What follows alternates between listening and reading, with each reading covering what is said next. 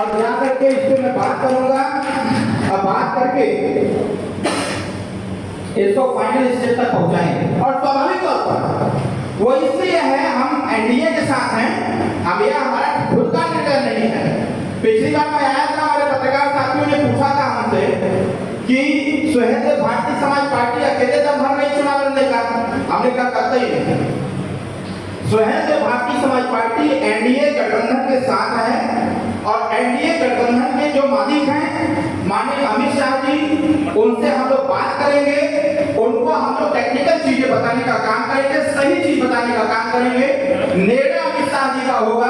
अगर निर्णय हमारे पक्ष में आता है तो उस स्थिति में सुहेलदेव भारतीय समाज पार्टी का कार्यकर्ता ही चुनाव लड़ेगा, कोई दूसरा चुनाव नहीं लड़ेगा। हमने उसका उदाहरण भी दिया है।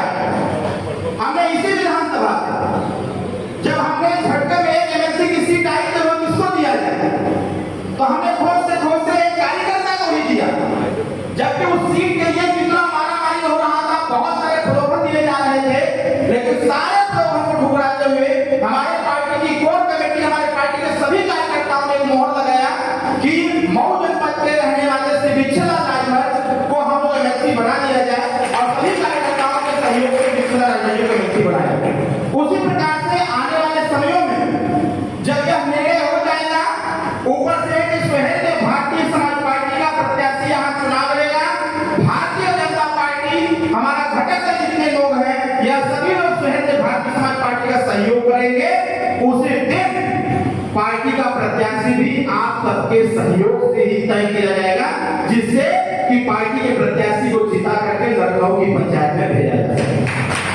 ये सही है, जोर से बोलिए बड़ा सा, सबके सहमति से ना, तभी ना जीत पाएंगे हम लोग। बहुत सारे कलंक लगे हुए हैं तो उसको भी हम लोगों को धुलना है।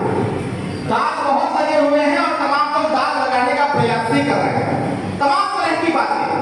मऊ सदर विधानसभा में मैं देख रहा था, पत्रकार भाई गांव में जाकर के अपना लोगों से पूछ रहे थे, लोगों के अलग अलग विचार, तमाम तरह की बातें छन करके आ रहे थे और जितने लोगों के हमने विचार सुने, वह सुनने के बाद हमें लगा कि कितनी घबराहट है और ये घबराहट हमको लगता है ठीक नहीं है।